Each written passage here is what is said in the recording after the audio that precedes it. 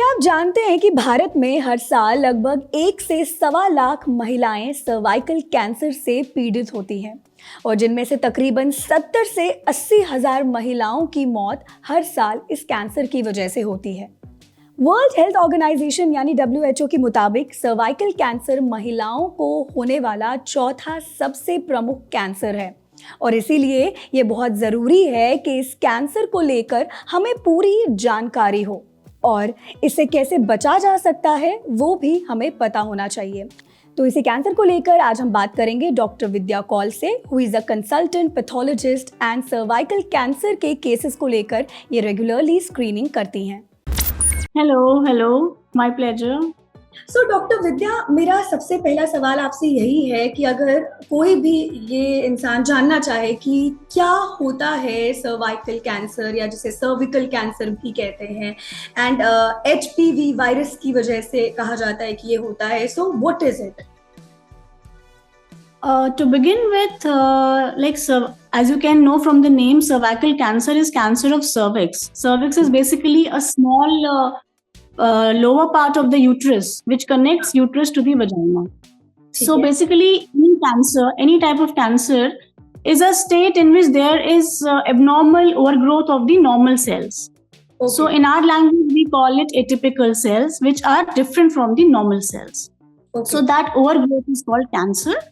And as you said, it is the fourth most common cancer in women that is present globally nowadays and posing a major threat to the reduced lifespan in the females. तो doctor, जैसे कि आपने इस cancer के बारे में हमें बताया, मैं अब जानना चाहूंगी जो ये वायरस है HPV वायरस जिसे हम कहते हैं, what is it? See HPV virus का जो अगर हम फुल फॉर्म बोले, it stands for human papilloma virus. ये एक तरीके का वायरस होता है जो कि आपके शरीर में एंटर कर सकता है। ये कहाँ कहाँ प्रेजेंट होता है? ये आपके नेजोफेरिंक्स ट्रैक्ट में होता है, नाक के ऊपर के रेस्पिरेटरी ट्रैक्ट में भी होता है। ये ऐसा नहीं है कि ये वायरस सिर्फ कैंसर ही कॉज करता है, ये वायरस शरीर के अलग अलग हिस्सों में प्रेजेंट होता है। और एक बात मैं क्लियर करूं कि जैसे एक धारणा है कि HPV वायरस जो है सिर्फ लेडीज को इफेक्ट करता है, ऐसा बिल्कुल नहीं है। HPV virus effects main also. तो महिलाओं में और मेन में, दोनों में ये वायरस पाया जाता है। महिलाओं में सर्वाइकल कैंसर जो है इसकी वजह से होता है, और अगर आप मेन की बात करें तो उनमें पिनाइल कैंसर या एनल कैंसर होता है इसकी वजह से। तो एक बहुत बड़ी इंपॉर्टेंट चीज ये है कि अगर हमें इस वायरस से बचना है तो हमें महिलाओं को एज वेल एज जो मेल काउंटर पार्ट्स है दोनों को ही प्रिवेंट करना है बाय वैक्सीनेशन। ओके। तो अगर हम बात करें इसके कॉजेस की, तो ज्यादातर वो क्या रीजन है, क्या कारण है जिनकी वजह से ये कैंसर होता है? बिल्कुल, एक्चुअली सर्वाइकल कैंसर का कॉजेस से ज्यादा जो मैं आपको रिस्क फैक्टर्स बता सकती हूँ कि ये होने से क्या क्या लीड कर सकता है कैंसर लेडीज में। तो सबसे पहले तो जो आपने पहले ही बताया, ह्यूमन पैपिलोमा वायरस जो है, it is the most common and most important risk factor जो कि सर्वाइकल कैंसर कॉज करता है। ओके। दूसरी चीजें हैं लेडीज में स्पेशली, अगर you have multiple partners, you have multiple sexual partners, अगर आप एक मेल पार्टनर से ज्यादा किसी और से संभोग बनाते हैं, उसमें आपका ये रिस्क बढ़ जाता है। क्योंकि आपके अंदर मल्टीपल पार्टनर्स से ये इन्फेक्शन आने के चांसेस होते हैं। तीसरा है, अगर कोई फीमेल जो है वो मल्टी पैरिटी हो रहा है, मतलब उनकी बहुत बार प्रेगनेंसी हो रही है, लगातार हो रही है, उनमें भी ये रिस्क बढ़ता है। जो लेडीज ओरल कॉन्ट्रासेप्टिव्स ज्यादा देर तक खाती हैं, उनमें भी इसका रिस्क फैक्टर बढ़ता है। और स्पेशली जो गर्ल्स में बचपन में न्यूट्रिशनल डेफिशिएंसी होती है, deficiency of fruits and vegetables in diet, deficiency of balanced diet, that also helps this virus to grow. So वो रिस्क भी बढ़ जाता है एनेमिक पेशेंट्स में या जिनमें न्यूट्रिशनल डेफिशिएंसी होती है। And last but not the least, जो रिस्क फैक्टर सबसे इंपॉर्टेंट है जिससे आप बच नहीं सकते, अगर आपकी फैमिली में आपकी मदर को, आपकी सिस्टर को, आपकी ग्रैंड मदर को कभी सर्वाइकल कैंसर हुआ है तो आपके अंदर उसका रिस्क बढ़ जाता है। ओके, तो these are the main factors जिसकी वजह से ये कैंसर हो सकता से है। कैंसर हो सकता है। ओके, अब अगर हम बात करते हैं इसकी सिम्टम्स की, तो वो क्या क्या सिम्टम्स हैं जिससे हम पता लगा सकते हैं कि हाँ, इस पर्सन को कैंसर है या वो इन्फेक्शन होने हुआ है। फीमेल्स में मेनली अगर उनको इरेग्युलर ब्लीडिंग हो रही है, जैसे नॉर्मल पीरियड्स के बीच में दे आर गेटिंग ब्लीडिंग के बीच बीच के एपिसोड्स हो रहे हैं, that is very alarming. And then in young girls if they are having constant foul smelling thick discharge, जिसमें कि ब्लड भी मिक्स्ड रहता है, that is also symptom. And third, like अगर किसी लेडी का मेनोपॉज हो गया है, एल्डरली में मेनोपॉज मतलब उनका पीरियड्स बंद हो गया है एंड उसके बाद सडनली उन्हें फिर से ब्लीडिंग स्टार्ट हो रही है, that is also a alarming sign. And plus अगर लेडीज में जब वो संभोग बना रही हैं during the time of intercourse, अगर पेन होता है एंड इंस्टेंटली ब्लीडिंग स्टार्ट हो जाती है ऑन टच और something, so all these are the alarming signs जिसको कि एक महिला को कभी भी लाइटली नहीं लेना चाहिए। अगर उन्हें कुछ भी ऐसा लगता है कि कहीं पे उन्हें ब्लीडिंग इरेगुलर हो रही है या पहले से ज्यादा हो रही है, तो they should immediately get it evaluated. और इसके लिए कोई टेस्ट है जो करके हम पता कर सकते हैं कि हाँ, ये इन्फेक्शन है या कैंसर है? जी बिल्कुल, टेस्ट से ज्यादा मैं जोर देना चाहूंगी स्क्रीनिंग प्रोग्राम्स, हमारी लैंग्वेज में उसे स्क्रीनिंग कहते हैं, बिकॉज जैसे आपने सुना होगा कि prevention is better than cure. So ये इस कैंसर के लिए फुली एप्लीकेबल है, because if this cancer is detected at an early stage, तो इसके आपका जो ट्रीटमेंट है वो 100% है, अगर आप इसको एकदम इनिशियल स्टेज पे पकड़ पाए। सो प्रिवेंशन WHO ने, जो कि वर्ल्ड हेल्थ ऑर्गेनाइजेशन है, और बहुत सारी गायनेकोलॉजिकल सोसाइटीज ने जो बना रखे हैं क्राइटेरियाज, उसमें एक सबसे इम्पोर्टेंट स्क्रीनिंग टेस्ट होता है पैप स्मीयर। इसमें क्या होता है कि जो भी गायनेकोलॉजिस्ट है या पैथोलॉजिस्ट हैं, वो जो भी लेडी हैं उनके सर्विक्स से हम एक स्क्रैपिंग लेते हैं, जहाँ पे भी उन्हें कुछ प्रॉब्लम हो रही है, यहाँ जहाँ पे उनका कोई इरोजन है, कोई रेडनेस है, वहां से हम वो स्क्रैपिंग लेते हैं, उसे स्लाइड पे बना के हम माइक्रोस्कोप में देखते हैं। और उससे हमें तुरंत पता चल जाता है कि सर्विक्स के सेल्स नॉर्मल हैं, एबनॉर्मल हैं, सेल्स में कुछ चेंजेस हैं। तो ये एक बहुत ही अच्छा स्क्रीनिंग टेस्ट है जिसकी सेंसिटिविटी बहुत अच्छी है। और इसके अलावा आपके जो ह्यूमन पैपिलोमा वायरस को डिटेक्ट करने के लिए आजकल PCR टेस्ट आ रखे हैं, जो DNA वगैरह उनका हम डिटेक्ट करते हैं PCR के थ्रू। तो ये दो टेस्ट बहुत इफेक्टिव हैं। तो इसमें मैं एक्चुअली अपने दर्शकों के लिए एक जानकारी देना चाहूँगी, अगर आपके माध्यम से सबको ये बताना चाहूँगी कि 21 साल से 30 साल की उम्र की जो लड़कियां हैं उनको पैप स्मीयर का स्क्रीनिंग हर 5 साल में कराना चाहिए। इरेस्पेक्टिव कि उनका कैसे है, मतलब फॉर द प्रिवेंशन पर्पसेस। और जिनमें रिस्क फैक्टर है, जिनके किसी की मदर को है या जिनको पता है कि उनके परिवार में पहले किसी को हो रखा है, तो वो इस स्क्रीनिंग को साल में एक बार भी करा सकती हैं, हर साल और 30 हाँ जी, हर साल। और 30 साल से लेके 45 इयर्स की उम्र की जो महिलाएं हैं, वो पैप स्मीयर के साथ साथ अपना HPV PCR भी करा सकती हैं हर 3 साल में।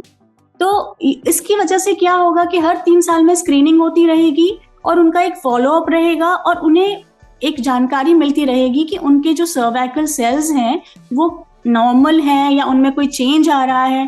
क्योंकि मानिए अगर हमें पैप स्मीयर में या HPV में डिटेक्ट हो जाता है वायरस, या हमें एबनॉर्मल सेल्स दिखती हैं, तो उसका मतलब ये नहीं है कि उस महिला को कैंसर ही है, बट उससे हम उस महिला को एक प्रिकॉशन दे सकते हैं कि आप में वो रिस्क है कि आपको लेटेस्ट स्टेज पे कैंसर हो सकता है। तो वो अपने आप को फॉलो अप में रखेंगी, या जिन कारणों की वजह से उन्हें ये रिस्क फैक्टर हो रहा है उसको प्रिवेंट कर सकेंगी। तो that means it is a very important and very significant screening test to prevent cancer. यहाँ पर अगर मैं ये पूछना चाहूँ कि किस स्टेज तक ये क्योरेबल है दिस कैंसर?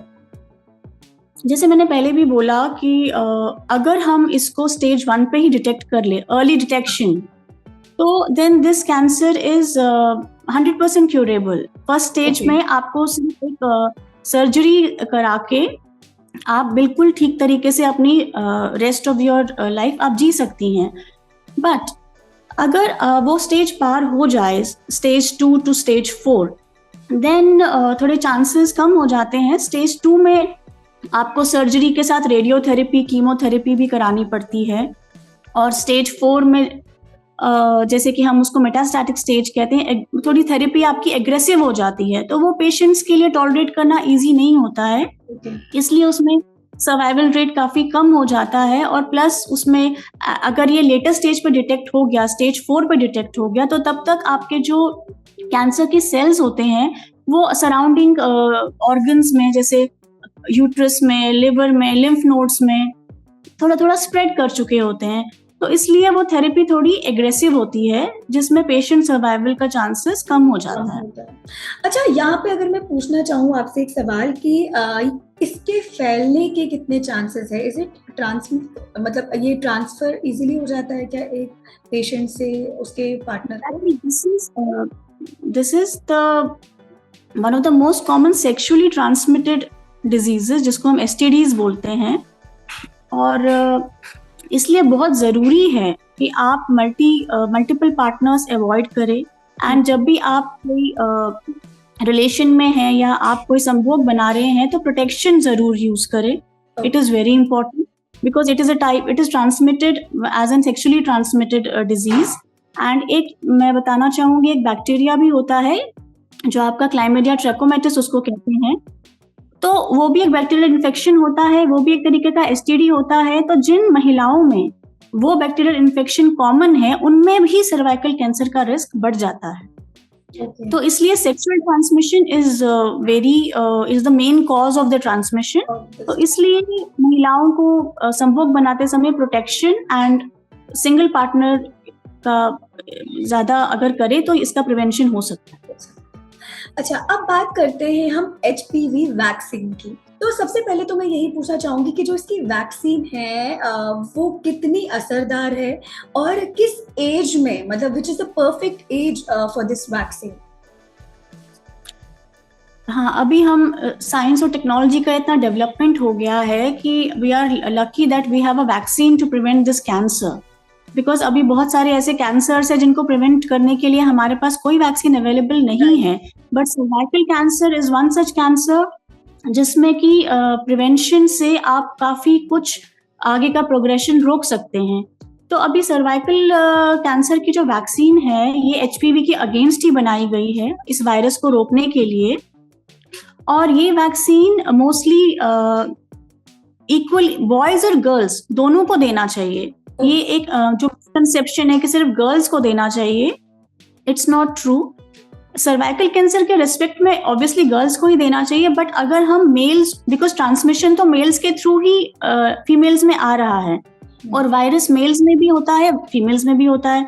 तो इसलिए from the age of 9 years to 14 years ये वैक्सीन अगर हम दोनों में बच्चों में, बॉयज में इक्वली, गर्ल्स में दिया जाए, तो it will lead to a herd immunity.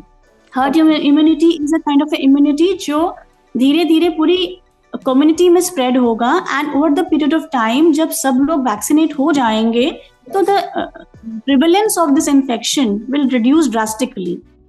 इसलिए it is very important to educate people that you should vaccinate your daughters as well as your boys against this. अभी जो आप डोजिंग आपने मुझसे पूछी कि regarding the dosing of the vaccine, so if you can start vaccinating your girls after the age of 9 years. 9 years से लेके आप उनको 14 years तक वैक्सीनेट कर सकती हैं। एंड उसमें 2 डोजेज लगती हैं। जैसे आपने अगर 9 years पे लगाया, तो उसके 6 to 12 months के बाद आपकी सेकेंड डोज लगेगी। तो टोटल 2 ही डोजेज लगेंगे? ये एक 2 डोज रेजीम है। अगर किसी कारणवश मानिए कि 9 साल की उम्र में आप नहीं लगवा पाए, 9 से 15 साल के बीच में बच्चे को नहीं लगवा पाए, तो उस केस में 15 साल से लेके आगे के लिए भी आप 3 डोज रेजीम यूज कर सकते हैं, जिसमें कि पहली डोज के बाद 2 महीने के बाद सेकेंड डोज लगेगी एंड 6 months के बाद थर्ड डोज लगेगी। और हाँ जी, तो मैम मेरा यहाँ पे एक सवाल है कि इस वैक्सीन का कोई साइड इफेक्ट तो नहीं होगा? क्योंकि मैंने ये काफी लोगों से सुना है, लोगों में एक्चुअली ये बहुत ही पॉपुलर है दिस टर्म कि लड़कियों की जो फर्टिलिटी है वो बैडली मतलब इससे अफेक्ट होती है, उनमें इनफर्टिलिटी के इश्यूज होते हैं बिकॉज ऑफ दिस वैक्सीन। तो ये कितना ट्रू है? इज इट ट्रू और is it just a myth? On the contrary, अगर आप वैक्सीन नहीं लगाएंगे, उसकी वजह से जो बाद में इन्फेक्शंस होंगे, जो डिस्चार्ज होगा या जो सर्वाइकल इन्फेक्शंस होंगे, उससे आपके डॉटर्स में आगे इन्फेक्शंस की वजह से इनफर्टिलिटी होने का चांस रहेगा। Vaccine will always prevent. ये जो सारा it's all myth, there is no research, no truth about it. So आपके प्लेटफॉर्म से it is very important to educate सबको कि इसकी वजह से ऐसा कुछ नहीं है। You should go forward and vaccinate your girls which are who all are more than 9 years. Yes, तो एंड अभी जितना ये न्यूज में आ रहा है और जितने केसेस देखे जा रहे हैं, आई फील बहुत इंपॉर्टेंट है। तो मैम अभी लास्ट क्वेश्चन जो मैं आपसे पूछना चाहती हूँ कि जैसे आपने बताया कि वैक्सीन इसका एक बहुत बड़ा इलाज है या एक बचाव है इस कैंसर से, तो इसके अलावा हमारे डेली रूटीन में, डेली लाइफ में हम ऐसी किन किन चीज़ों ऐसी किन किन चीजों का ध्यान रख सकते हैं इस कैंसर से खुद को बचाने के लिए, या क्या क्या सावधानियां हमें बरतनी चाहिए? तो वो आप हमें देखिए, वैक्सीनेशन तो है, it is one of the most important thing for the prevention. उसके अलावा जैसे कि मैंने बताया, आप रेगुलरली स्क्रीनिंग कीजिए। जहाँ पे हमारे विलेजेस में या गवर्नमेंट सेटअप में जो गांव के लोग हैं उनको इतनी नॉलेज नहीं है, तो वहाँ पे भी हेल्थ केयर फैसिलिटीज होनी चाहिए। वहाँ पे भी आपका these medical camps should be organised so that उन लोगों के लिए स्क्रीनिंग प्रोग्राम चलता रहे, क्योंकि स्क्रीनिंग से बहुत सारा आपका जो कैंसर के रिस्क फैक्टर्स हैं, जो पेशेंट्स को प्रॉब्लम है, वो पता चल सकता है और उससे आगे आप कैंसर प्रिवेंट कर सकते हैं। And thirdly, personal hygiene, maintenance of personal hygiene is very important, because if you are hygienically good, आपके अंदर इन्फेक्शन होने के चांसेस कम रहेंगे, बैक्टीरियल इन्फेक्शन या वायरल इन्फेक्शन जो आगे आपको सर्वाइकल कैंसर से प्रिवेंट करेंगे। And third is a balance diet for girls. If you are eating a balance diet, आप फ्रूट्स, वेजिटेबल्स जिनमें आपको एंटीऑक्सीडेंट्स मिले, जो कि आपके अंदर कैंसर सेल्स को पनपने नहीं देंगे। जो मैं आपको पहले भी बताना चाह रही थी कि इम्यूनिटी इज वेरी इंपॉर्टेंट। जिन पेशेंट्स या जिन लेडीज में इम्यूनिटी की कमी होती है, जिनको हम इम्यूनो कॉम्प्रोमाइज कहते हैं हमारे टर्म में, उनमें भी ये रिस्क काफी बढ़ जाता है सर्वाइकल कैंसर होने का। तो इसलिए जो भी आपके गर्ल्स हैं उनको एजुकेट करना है to take a balance diet, और वो फिजिकली एक्टिव होनी चाहिए। They should do a lot of running, walking, and obesity नहीं होना चाहिए। So all these factors are important. ये छोटे छोटे स्टेप्स हैं जो कि आपको एक बहुत बड़ी बीमारी से बचा सकते हैं। Thank you so much doctor Vidya for your time, and आपसे बात करके हमें एक्चुअली इस प्रॉब्लम को लेकर, इस कैंसर को लेकर काफी ज्यादा जानकारी मिली। Thank you so much. Thank you so much, it was pleasure talking to you, and I will feel great अगर इस छोटी सी कॉन्वर्सेशन से सारे लोग एजुकेट हो एंड अवेयरनेस हो, बिकॉज अभी भी इवन एजुकेटेड लोग भी हेजिटेट करते हैं अपने डॉटर्स को या अपने सन्स को वैक्सीनेट कराने से। So it is quite safe, it is the most preventive option and everybody should go for it. Thank you so much.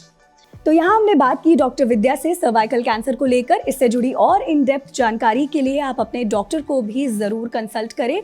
इस वीडियो को लाइक और शेयर ज़रूर कीजिएगा और ऐसे ही इन्फॉर्मेटिव वीडियोस के लिए देखते रहें अनकट।